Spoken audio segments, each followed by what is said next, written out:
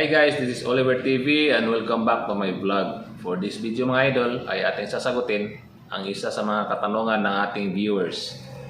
So ang tanong niya mga idol, ba't ayaw makareceive ng OTP?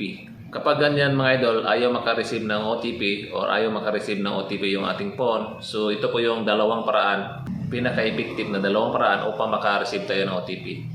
So una mga idol, i-restart natin yung ating phone or i-off and then i-on natin yung ating phone. So, pangalawa mga idol, punta tayo sa ating dial pad. So pinutin natin yung phone mga idol or ating dial pad. And then pinutin natin yung tatlong dot sa bandang itaas. And then i-select natin yung call settings. Pinutin natin yung block spam calls.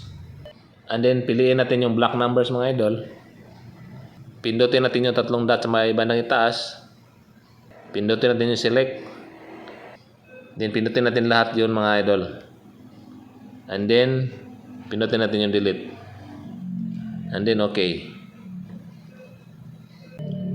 And then pagkatapos mong ma-delete yung mga block numbers, i-try mo ulit. So yan po ang dalawang pinaka-effective na paraan upang makareceive tayo ng OTP. So sana may natutunan kayo sa aking video. See you on my next video and God bless.